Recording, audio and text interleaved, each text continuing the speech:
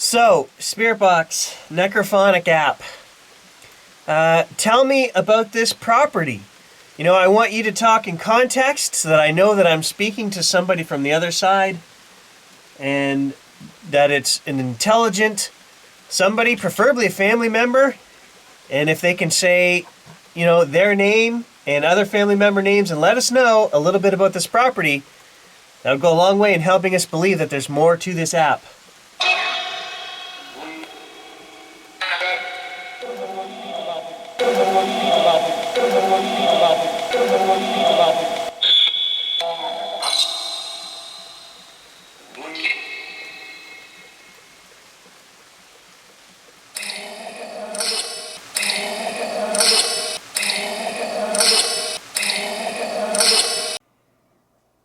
I don't even know what to say, guys.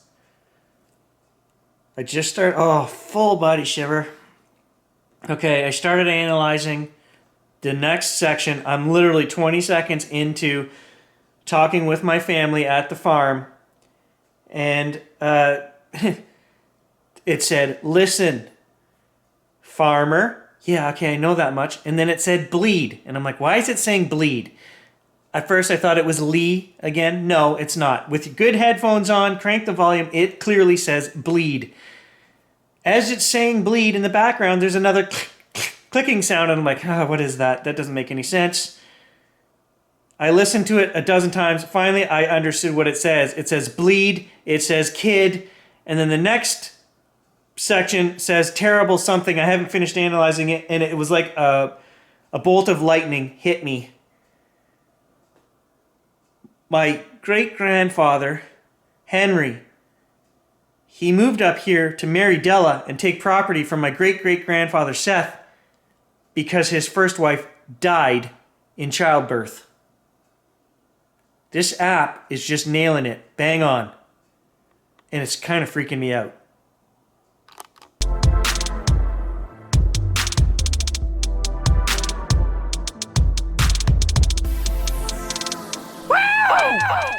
Are any of my family members here? Say their name.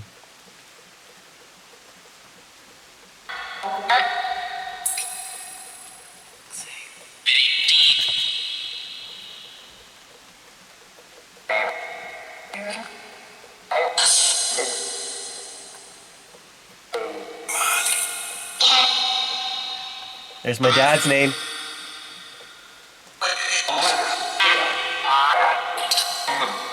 Oh, my plan is flawed. Having the back of the truck open like this and being parked right into the forest, truck's filling up with mosquitoes. We'll just have to deal with it. Okay, Necrophonic, second round of questioning. My grandfather always said that when he was a kid, him and my uncle would hide all of their valuables in coffee cans around the property. And my grandfather said he wouldn't be surprised if there was cans full of pennies still out here. Can you guys give us information on that? Is there any of that stuff left? And can you talk about that? Maybe give me some pointers on where to metal detect or how to find it.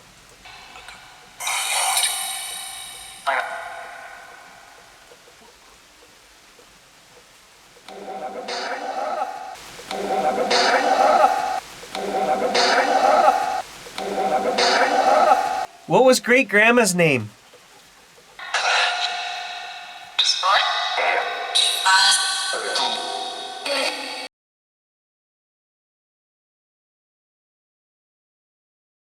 Alright, so I've been here like half an hour. And, oh, hello, Mr. Gage. Dude. He's all antsy. He won't go for a walk without me, so I have plan B. Right here in the golf bag, I've got an umbrella. It's a great big umbrella, but might be able to walk down the trail here with this. In my opening two sequences, I did not catch the word that we were trying to count. I don't think I've heard it. We'll know when we analyze on the computer. Pretty sure I haven't heard it yet.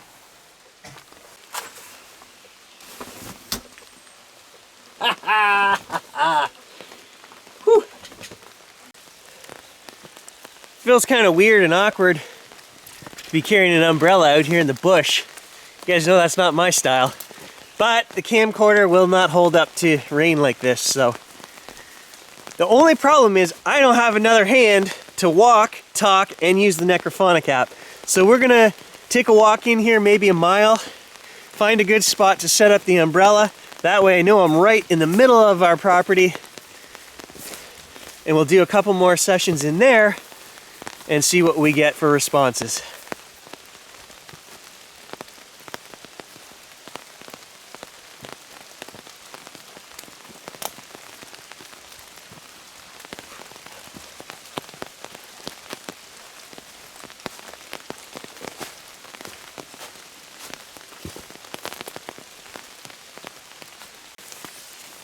It is a beautiful property out here, guys.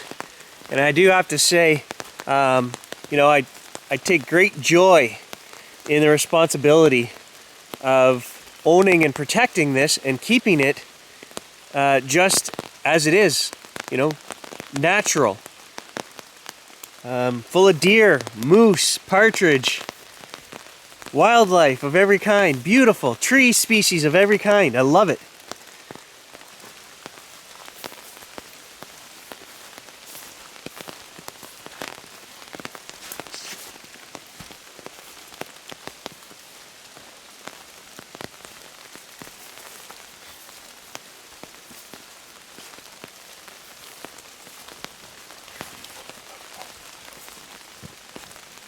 So I'm kind of looking for a spot here in the woods where I can hang this umbrella above me, use my two hands, and we can do our next little session here.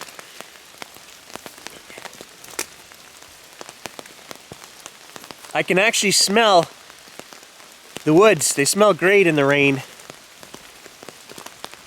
So my sense of smell is definitely improving. That's a good thing.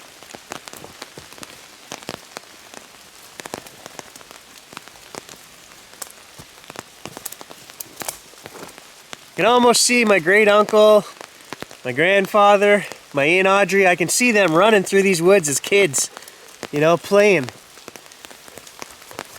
I should metal detect out here more. I'm sure there is stuff to find. All right, I've kind of got it wedged between a couple of trees here.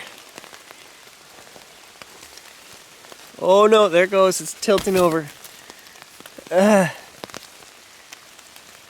Okay, so the next thing I want to talk about on the app that would give context is modern times. What we use this property for, if they can talk about that, if I hear any of those words. And we've had problems with this property. You guys who watch the channel know that I'm coming out here all the time checking for someone. So if they say that person's name or what they did or what they're still doing, that would be awesome. That would give real context. There's my Uncle Art. Art.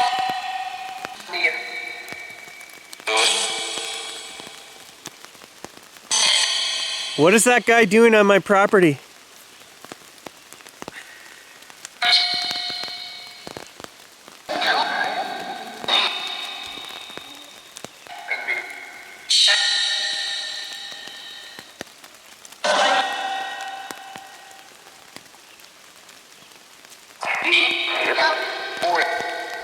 Forest.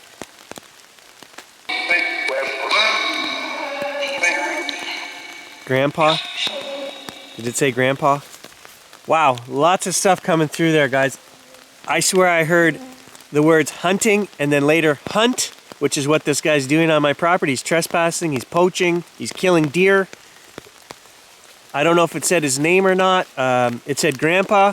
I don't know if it said his name or not. So much to analyze, so much coming through.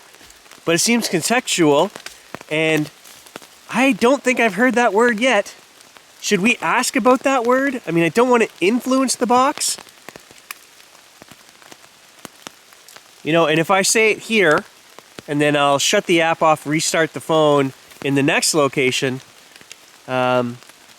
you know, does it remember that it talked about that word or that I said that word? I don't know. I don't want to screw up my own experiment, so I'm not going to say that word. All right, I'm going to try to walk out and just let this run, and you know, anything contextual or intelligent. I'm just going to let the box say what it needs to say and see if we can make sense as I walk along.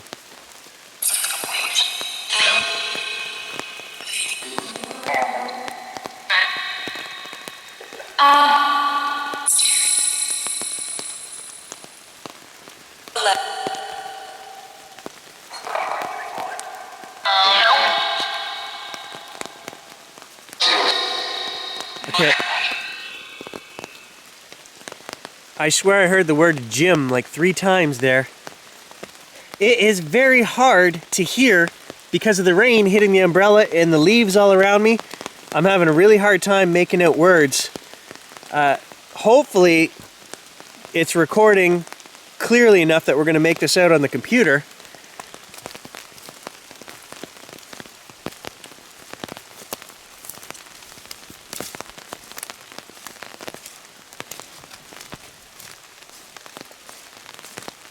Hold on, get up there.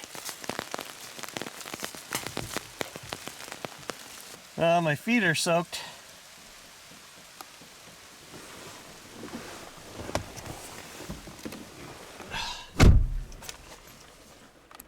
All right, so here I am at the site. The actual house that my great-grandfather built was here. I was just talking to Grant in the house.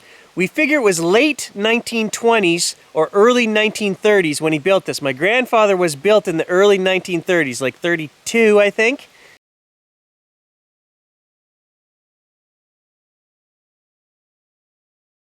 So, basically this place was 100 years ago, was built. Look at the size of these trees that my grandfather planted, all in a row here. Great big old spruce of some kind. I'm not sure what kind. But anyway, now, my grandmother, nobody called my grandmother Reed by her first name. She had a nickname, which I believe was her middle name. And I wasn't thinking about that. So they may have said her name back there in the woods when I said, can some of the females come through and say their names? And I didn't recognize them. My brother reminded me what everyone used to call her. So, and I never met my great-grandfather that built this house or owned this property. Both him and my grandmother passed away before I was born. So I've never met them. And I've heard lots of stories, of course. But anyway, let's do one more session right here and see if they talk about the house or any of that information that I just gave you guys. Who planted these trees?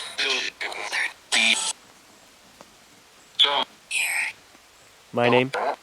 I'd like to say hi to Grandma and Grandpa. Reed. Are you guys happy that we're here on the property and taking it over?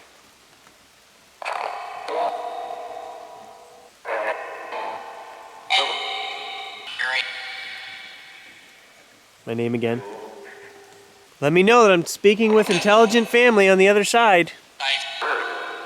To my knowledge, metal detecting kind of proved what the family story was. Dad said he thought the family originated from Stony Creek, which was the Hamilton area. Grandfather was a lawman, him and his brother or brother-in-law.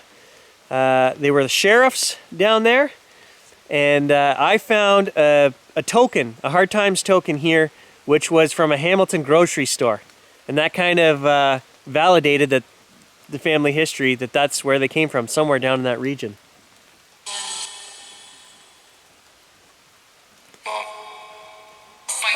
Love. And I heard my name again before that.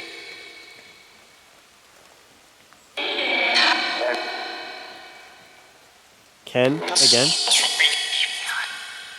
Thank you, family, for coming through. I think I did get some messages. I'll know more when I get home and analyze it. Lots of stuff to go through, guys. I do feel a really good, warm, peaceful feeling here. You know that we do belong. This is part of home, you know. Even though I don't live here, I do own the next 72 acres up there. Grant owns this one now. It's still in the family. Will always be in the family. And I feel that they like that and appreciate that, you know, we're going to take it over and take care of it. And somebody's going to use it. For years, it was used as a rental property. And didn't feel right. This feels right. All right, thanks for watching, guys. I'll catch you in the next adventure.